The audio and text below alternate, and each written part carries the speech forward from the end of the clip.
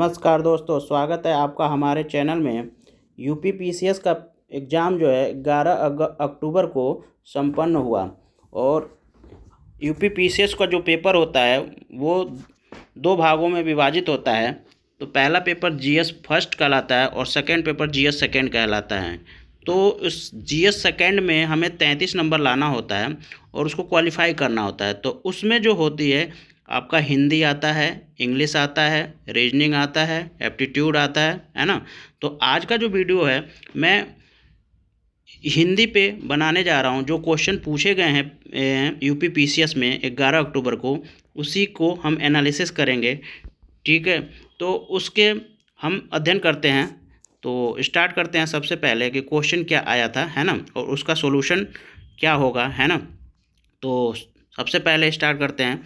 तो पहला क्वेश्चन है, ये गद्यांश दिया हुआ है और इसको पढ़ना है और इसके जो आंसर देना है 1 से 5 क्वेश्चन हैं उनका उत्तर देना है ना। तो सबसे पहले मैं इस गद्यांश को पढ़ लेता हूँ, फिर इस पर देखता हूँ क्या क्वेश्चन बने हुए हैं और उनके सॉल्यूशन क्या होंगे, है ना। तो ये क्वेश्चन ये दिया हुआ है कि धर्म मनुष्यों के भीतर निहित देवत्व का विकास है।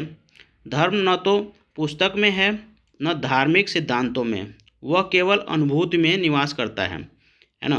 धर्म अंधविश्वासों विश्वास नहीं है, धर्म अलौकिकता में नहीं है, वह जीवन का अत्यंत स्वाभाविक तत्व है।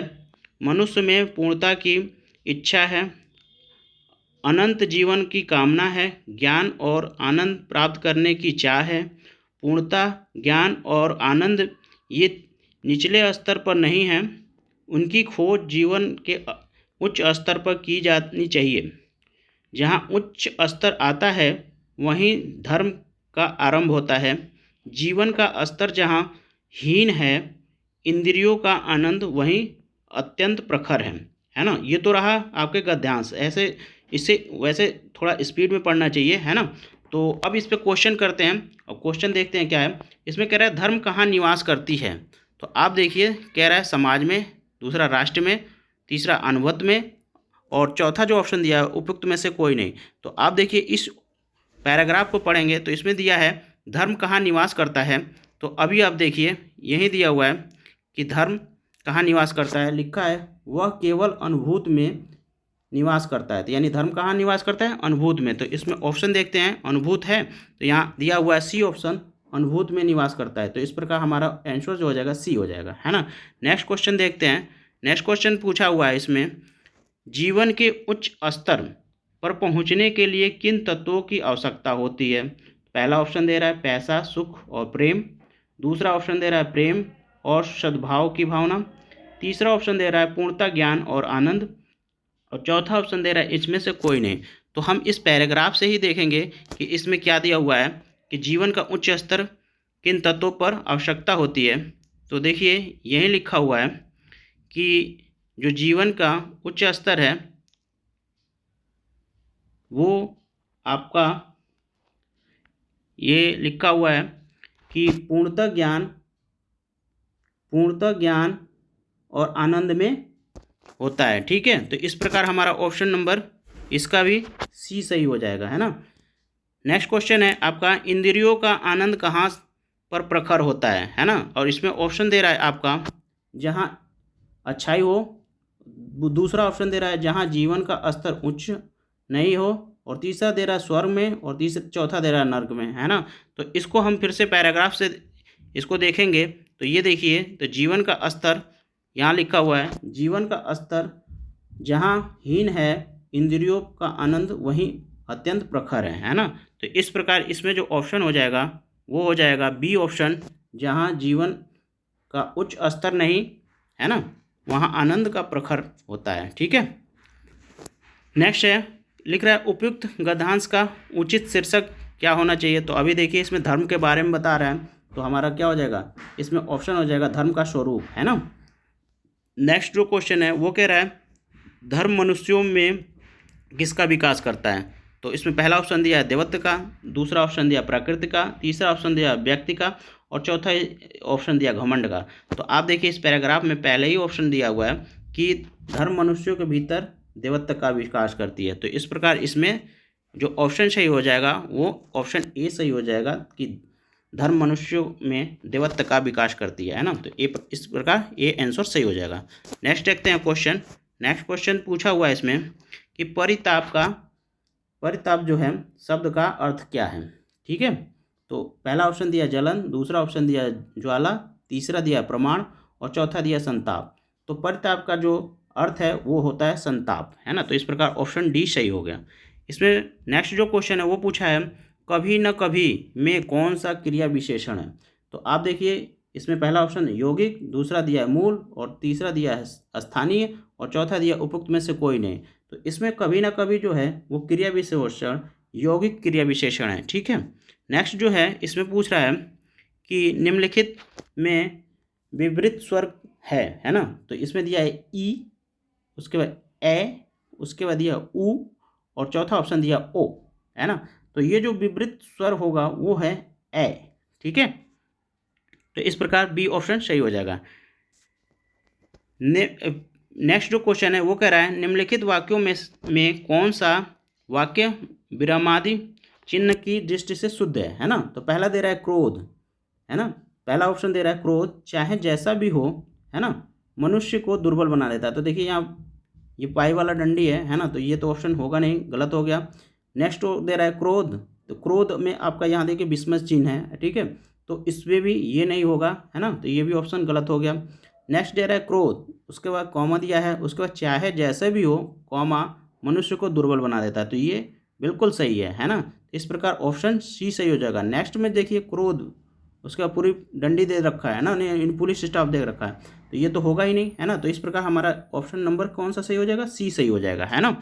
यानी क्रोध, उसके बाद कॉमा करके चाहे जैसा भी हो कॉमा करके मनुष्य को दुर्बल बना देता है, यानी सी ऑप्शन सही है। ठीक है, नेक्स्ट क्वेश्चन दे रखिए। नेक्स्ट क्वेश्चन कह रहा है कि आपका ये पूछ रहा है कि जो जगत ईस है ना, जगत प्लस ईस है उसमें कौन सी संधि है ना। तो देखिए जगत प्लस ईस जो है उसमें संधि आपको बताना है। पहला ऑप्शन दिया है विसर्ग, दूसरा दिया है स्वर्ग और तीसरा ऑप्शन दिया है व्यंजन और चौथा ऑप्शन दिया है इनमें से कोई नहीं। तो इस ऑप्शन को देखते ही आप तुरंत लगा देंगे कि कौन सी संधि है। क्यों? क्योंकि विसर्ग संधि में आपको पता है कि पहला इसमें क्या होता है, कोई ना कोई विसर्ग होता है, उसके बाद आपका स्वर्ग हो या व्यंजन हो, उस संधि को आप कहते हैं विसर्ग संधि। ठीक है, नेक्स्ट इसमें स्वर संधि में तो दोनों जो पद होंगे उसमें स्वर होगा, है ना। तो यहाँ देखिए जगत, यानी यहाँ थोड़ा सा गलत लिखा है, थोड़ा सा ये होना चाहिए। ठीक है, तो जगत में थोड़ा सा ये हलंत वाली बिंदी होनी चाहिए। तो ये जगत प्लस ईस जो होगा, है ना, तो जगदीश, इसमें क्या है, स्वर तो है ही नहीं पहला वाला पद, तो इसलिए स्वर संधि भी नहीं होगा, है ना। देखिए नेक्स्ट क्या है, व्यंजन, व्यंजन संधि। तो व्यंजन संधि का जो डेफिनेशन होता है यानी परिभाषा जो होता है वो कहता है कि पहला पद व्यंजन हो और उसके बाद दूसरा पद या तो व्यंजन हो या तो स्वर हो, उसे कहते हैं व्यंजन संधि। तो देखिए पहला इसमें व्यंजन पद है ना, और दूसरा पद आपका स्वर से स्टार्ट है और बनाया जगदीश, है ना। तो इस प्रकार ये व्यंजन संधि होगा, है ना। नेक्स्ट क्वेश्चन देखिए। नेक्स्ट क्वेश्चन कह रहा है निम्नलिखित में से काम के लिए कौन सा शब्द प्रयुक्त नहीं होता है। ठीक है, तो इसमें देखिए ये जो ऑप्शन है काम के लिए प्रयुक्त जो नहीं होता है, इसमें दिया है कामना, दूसरा दिया है ऑप्शन कार्य, तीसरा ऑप्शन स्वभाव और चौथा ऑप्शन दिया है इच्छा। तो इसमें जो है मेरे ख्याल से इच्छा होना चाहिए। ठीक है, फिर भी हम आयोग पे थोड़ा सा छोड़ देते हैं इस क्वेश्चन को कि इसमें क्या हो सकता है। ठीक है, क्योंकि एक बार लगता है कामना भी हो सकता है, ठीक है, पर जो 99% कह सकते हैं वो इच्छा ही होगा, है ना। तो इस क्वेश्चन को थोड़ा आयोग के ऊपर छोड़ देते हैं, है ना। नेक्स्ट क्वेश्चन है वो है मसृण शब्द का विलोम क्या है। तो मसृण शब्द का जो विलोम है इसमें ऑप्शन दिया है पहला सुकुमार, दूसरा दिया है चिक्कण और तीसरा ऑप्शन दिया है रुच और चौथा दिया है अक्षण, है ना। तो इसमें जो होगा रुच है वो मसृण का विलोम है ना। तो इस प्रकार ऑप्शन नंबर सी सही हो गया। नेक्स्ट दे रहा है कि यथाशक्ति में कौन सा समास है। तो देखिए यथाशक्ति में आपका समास पूछ रहा है और दिया है पहला कर्मधारय समास, दूसरा दिया है बहुव्रीहि समास और तीसरा अव्ययीभाव समास और चौथा दिया है द्विगु समास, है ना। तो देखिए द्विगु समास तो होगा नहीं, क्योंकि आपको पता है द्विगु समास में आपका पहला जो पद होता है वो कोई ना कोई संख्या से रिप्रेजेंट करता है ना। जैसे चतुर्भुज मैंने या त्रिभुज, है ना, यानी देखिए त्रि या चतुर, है ना, ये लिख रहा है ना, तो ये जो होती हैं ये संख्या को रिप्रेजेंट करती हैं, तो इसमें दिग तो होगा नहीं।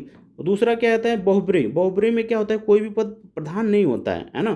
तो इसमें देखिए पहला पद प्रधान है पर दूसरा पद प्रधान नहीं है, तो इस प्रकार ये बहुब्रीहि भी नहीं होगा।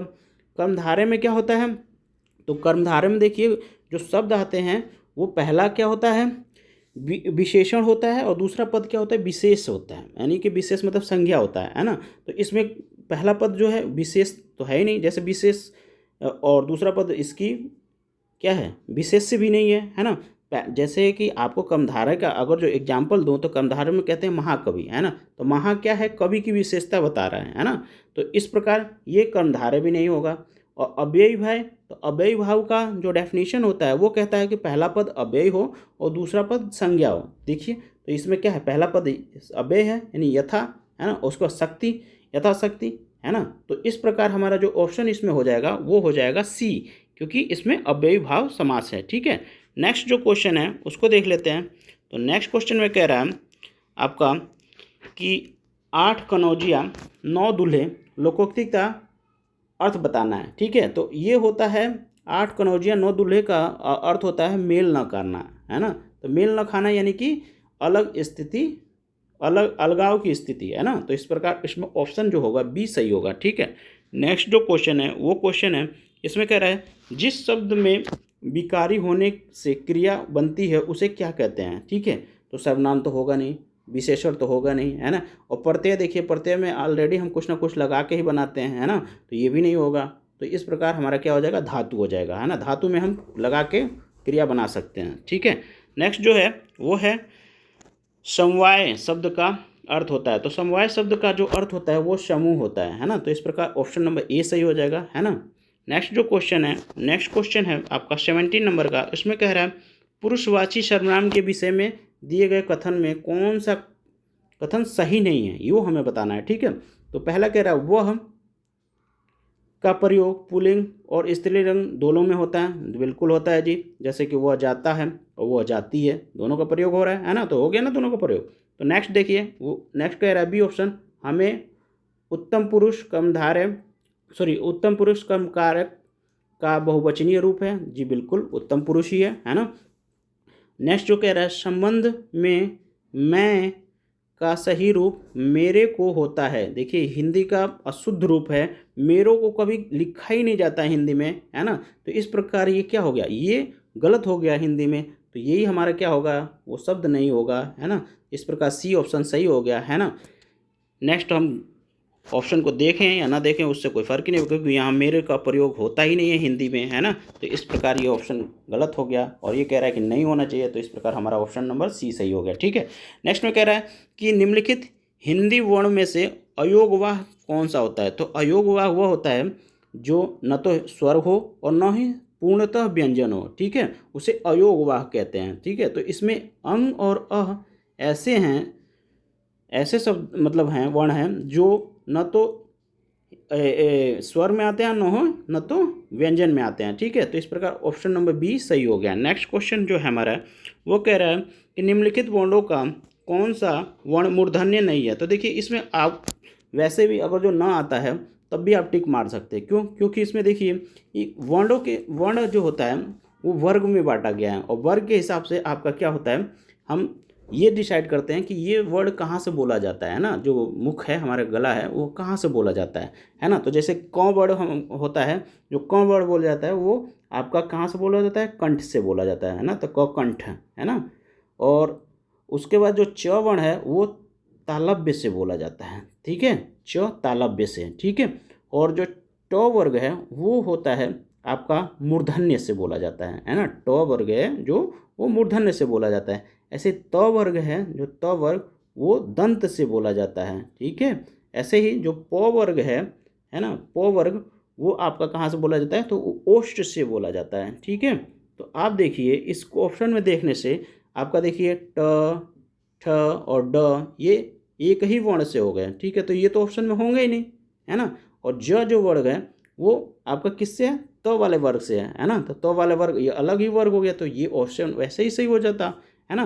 पर आप देखिए आपको याद होना चाहिए कि ये जो है ज है त वर्ग में आता है और ये तालव्य से बोला जाता है ना। और बाकी ट, ठ, ड आपका किस में आते हैं, ट वर्ग में, और ट वर्ग जो होता है वो आपका मूर्धन्य से बोला जाता है ना। तो इस प्रकार कह रहा है कि मूर्धन्य से नहीं है, मूर्धन से कौन नहीं है, तो ज वाला जो है यानी ऑप्शन ए है वो आपका सही हो जाएगा कि वो आपका मूर्धन्य से नहीं बोला जाता है। वो कहाँ से बोला जाता है, तो ज आपका तालव्य वर्ग से बोला जाता है। ठीक है, नेक्स्ट है जिजीविका का अर्थ बताना है। ठीक है, ये यूपी का हर एग्जाम में अगर जो हिंदी क्वेश्चन पूछता है तो लगभग लगभग दे ही देता है ना। जिजीविका, जिजीविका मतलब जीने की इच्छा। ठीक है, तो इस प्रकार हमारा ऑप्शन नंबर बी सही हो गया। इसमें ऑप्शन जो दिया था वो दिया था जीतने की इच्छा, दूसरा ऑप्शन दिया था जीने की इच्छा, तीसरा परोपकार की इच्छा और चौथा जो था युद्ध की इच्छा। तो ये जो हमारा ऑप्शन नंबर बी है जीने की इच्छा वो हमारा सही होगा। तो दोस्तों हमारे हिंदी का वीडियो यहीं आप समाप्त होता है। अगर जो वीडियो आपको अच्छा लगे तो शेयर कीजिए, लाइक कीजिए और सब्सक्राइब कीजिए। जय हिंद, बाय।